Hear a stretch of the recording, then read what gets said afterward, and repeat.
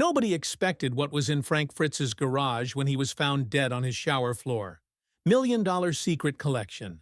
More than 75 classic motorcycles, including a 1947 Indian Chief prototype, valued $250,000.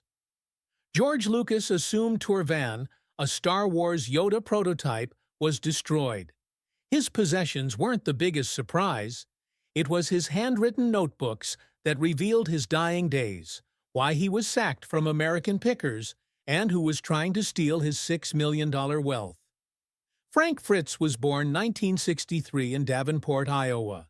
He wasn't like other boys, even as a child. Frank collected rocks, coins, stamps, and old beer cans in his room while other kids played baseball or rode bikes. He collected items other kids ignored. His parents, Bill and Susan, considered it harmless. However, Frank saw something in these lost items, worthy of retaining. He said he collected all school paper staples. It was that deep. He even liked razor blades, which sounded odd at the time, but it demonstrated early on that he saw things others missed. Later, Frank attended Sudlow Intermediate and Bettendorf High School. He met Mike Wolfe there. They met in 8th school and soon started hunting garage sales and flea markets on weekends. Both guys liked weird, dusty, forgotten artifacts with stories. Some teachers thought Frank would succeed with a standard education, but he chose another. He didn't think college would teach him what mattered. He thought that true knowledge came from handling old things, knowing their history, and discovering their value. Frank became a fire inspector for huge sections of Iowa after high school. After nearly 25 years in that field, he never stopped collecting. If anything, it grew. He began buying motorcycles as a youth. He acquired a 1964 Harley-Davidson for almost $4,000 at 16, a tremendous amount at the time. His parents were outraged, but Frank saw more than a bike. It was historical. He worked hard at Quad City Automatic Sprinkler and Coast to Coast Hardware to fund his new interest. His vintage motorcycle collection grew to over 100. Even a barn was built to hold them. He attended the Sturgis Motorcycle Gathering in South Dakota every year before appearing on TV, becoming a biker icon. Frank was different beyond his collection. His method of collection. He possessed picker's eye. He could enter an old barn or attic and see what others overlooked. He spent years searching dusty buildings, taking notes on fascinating finds, and speculating about their owners. He gathered stories as well as stuff. This approach transformed him from a casual collector into someone who considered every find like a piece of history, salvaged from the trash. Frank's collecting hobby grew while working as a fire inspector. He often found abandoned objects while checking historic buildings. Alarms, fire helmets, vintage gear, not just forgotten tools. Frank recognized them as relics. His inspections evolved. Hidden between safety reports and fire codes were treasure hunts. He became an expert through this unique combination of jobs, inspector by day, picker by heart. Inspector work honed his detail-orientedness. He learned to read buildings and notice what others missed. Later, he used that talent to find treasures in antique shops and storage sheds. He went beyond guessing. He was organized. Years of wall scanning and hazard checks taught him to detect what others overlooked. When he was searching mounds of junk for something important, that edge would help him against American pickers. One tiny moment altered everything. Frank acquired an old, simple item for $15 and sold it for $475. A sale stuck with him. Not only the profit, albeit that was excellent. He realized his information was valuable. All his years of researching these objects were paying off. That one agreement proved his passion could be a business. From then on, he saw collecting as a way to establish something more than a pastime. Decision to jump in 2002. Frank's finds opened in Savannah, Illinois, when he retired from fire inspection. More than a store. It felt like a small museum with firefighting gear, vintage tools, and artifacts most people forgot existed. The structure was historic. It was an old opera house with a bar, and entering seemed like entering another period. Some guests claimed it smelled musty and was dark, but Frank liked it. His world was raw, authentic, and full of character. The shop attracted collectors and interested travelers throughout time. People came for the odd and fascinating stuff on show. Not everyone liked the setup. Some found it difficult to navigate, but those who understood Frank realized its worth. The shop and its contents shaped his future chapter. When TV called, Frank was ready. He didn't need action. He had to be himself. He spotted treasure where others saw rubbish and never stopped thinking that everything had a story. Mike Wolfe was a treasure hunter before American Pickers became a phenomenon. Around 2002, he began filming his exploits. Meanwhile, his old friend Frank Fritz had quit his fire inspection position and founded an antique business in Savannah, Illinois. Frank enjoyed running his shop with antique motorcycles, oil cans, and toys. Mike didn't want to hit the trip, but he saw something. He tried to encourage Frank to join him for months, believing their picking trips could be more. Frank was unsure. He liked the shop. It held stable. It was his. A change occurred one day. A fraternal club sold Frank a little insignia for $115. It looked insignificant. He later sold it for $1,450. His surge, or gambler's high, came from that moment. That feeling and Mike's persistent pressing prompted Frank to try. He closed his doors, gathered his gear, and joined Mike on the road. TV producers would later use those early spontaneous journeys as raw material. Everything changed when American Pickers debuted in January 2010. Frank went from a quiet shop owner to somebody watched by millions weekly. The first episode had almost 3 million viewers, one of History Channel's largest debuts. Frank's beard, stocky size, and quiet demeanor contrasted perfectly with Mike's exuberance. People adored him for it. Soon, admirers lined up to see them live. At the California Surf Museum in October, a massive crowd gathered outside. Frank was confused and inquired, "Why are all these people here?" But he kept signing autographs till they ran out. 8 months into the show, one episode drew 5.3 million viewers. Frank became famous. Their first travels were freewheeling. They traveled in a white Mercedes van, then a Ford Transit, with no plan. They found Champion Auto near Arundel in southern Maine in September 2011. The owner, Mario Bonnet, was shocked. He watched the show weekly, and suddenly the stars were in his yard. Frank bought oil cans, placards, and gas station memorabilia, while Mike bought motorcycle gear. Unscripted, they explored the area for 5 days, just meeting folks and pursuing leads. That was magic. 2 pals in a van chasing the past. Frank and Mike were perfect contrasts, which helped the show. Mike was tall and slim, energetic and excited.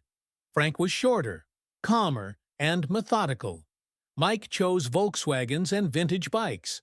Frank sought toys, oil cans, and motorbike memorabilia. When they searched Mario's main home, it was evident.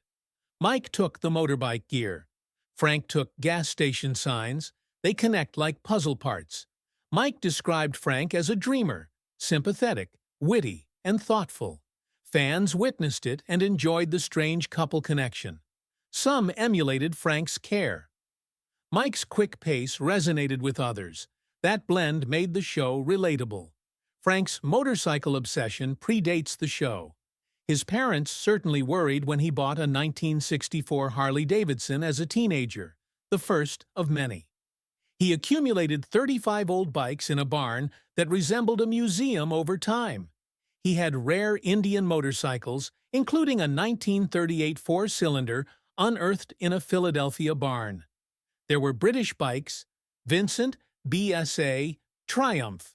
He treasured the Von Dutch XAVW, a 1942 Harley frame with a Volkswagen engine and special paint by Von Dutch. Frank was surprised to find it at a yard sale after seeing it in a magazine decades previously. Like most of his bikes, this one had a tail. Frank cared about that. He revealed his knowledge in 2013. His book is How to Pick Vintage Motorcycles. Not just experts. He wrote it for bike lovers and collectors.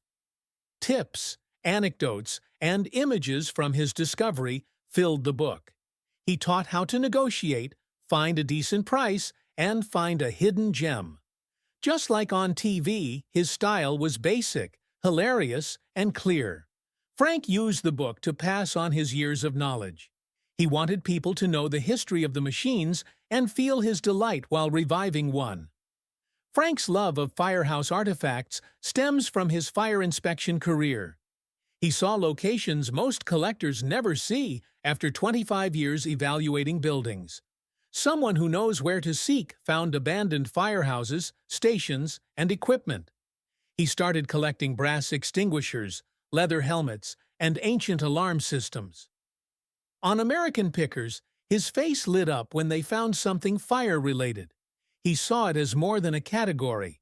It was personal. What distinguished Frank was his approach to collecting. His vision went beyond objects. He saw tales. Each piece recalled a time, location, or person. He usually talked to the vendor about the item's history rather than haggling. He loved images of old America, used tools, forgotten items, odd toys. He respected war artifacts and donated items to museums if they were related to dead soldiers. That was Frank. Keeping these stories alive was his belief. Frank Fritz fought something few saw for most of his life. He had Crohn's disease for almost 36 years, which made living difficult, especially when filming American Pickers. A close buddy said Frank had been struggling with it since he was 25 or 30. He endured the anguish while millions watched him on TV, never understanding his suffering. He improved after quitting drinking and focusing on sobriety. But years of stress and disease had taken their toll. His condition deteriorated. It finally overwhelmed his body. He died at 60, but few knew how much he suffered behind the scenes. Things went public in 2017. Frank was pulled over for driving on the wrong side. He admitted drinking and taking Xanax, which he said was prescribed for anxiety. He was charged with DUI after failing the sobriety test. Later, he said that constant observation and judgment caused the anxiousness. He felt pressured since people followed him everywhere. His plea deal spared him jail time, but his reputation was damaged. Moment revealed fame wasn't simply wearing him down. He was changing. His bond with co-star Mike Wolfe also soured. Frank said they hadn't talked in 2 years by 2021. What pained him wasn't worklessness. It was quiet. Mike never called after his back surgery. Frank thought the show was usually uneven, like Mike was the star, and he was simply a passenger. He quipped it was like playing with Steven Tyler. Frank didn't believe Mike's internet remark about missing him. He indicated it was bogus, and most likely written by someone else. He didn't think Mike had ever complimented him.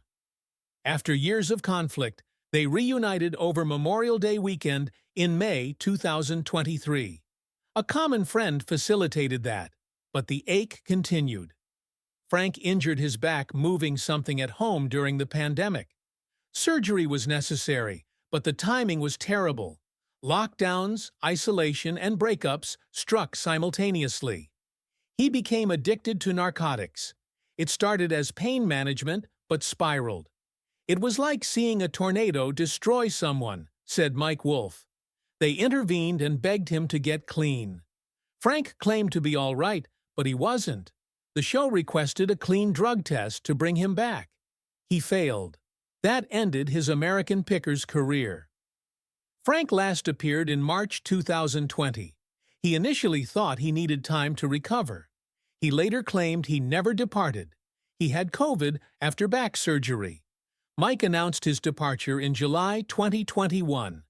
His message wished Frank well, but that was it. Behind the scenes, things changed. Frank required major surgery, 185 stitches, and 2 spine rods. After recovering, he was eager to work again. The network had different ideas. He was saddened by their choice not to bring him back, according to friends. It felt like he was ignored. From then on, his health declined. Frank Fritz's life altered July 14, 2022. Frank was laying on the floor when a buddy entered his Iowa farmhouse that morning. He was still. He was speechless. The friend dialed 911 immediately. "Friend, he may be having a seizure. Can't speak to me." Frank, 59, had a massive stroke. Doctors took him to the hospital, but his brain was severely damaged. He lost significant mobility and cognition. A nursing home was his next stop after a month in the hospital. That was the start of a long, hard survival struggle. Frank needed regular attention after returning home. His condition deteriorated. He had many emergency calls, including one when he had pneumonia and had to return to the hospital. Frank realized he could no longer make life or money decisions as the weeks went on. August 2022 saw the court intervene. They authorized his pal Chris Davis to make personal decisions. A bank managed his estate, valued about $6 million. Court documents defined the circumstances. Frank wasn't self-sufficient. Food, shelter, and basic medical care were beyond his control. He was at risk of serious harm or death without assistance. But even with aid, it was hard. Both the Guardian and bank faced legal pressure. To ensure Frank was cared for, judges reviewed their actions annually. The cost followed. Frank won millions on American pickers, but his savings suddenly disappeared. He spent $30,000 a month on health care.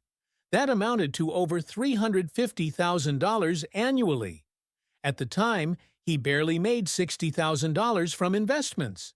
It was insufficient. Frank needed 24-hour nursing, sophisticated equipment, physical therapy, and severe illnesses like Crohn's and COPD. Jerry Jandro, Frank's close buddy, stated there were conversations about auctioning his antiques after his death. Jerry thought an auction would be great for him. His fans would back it.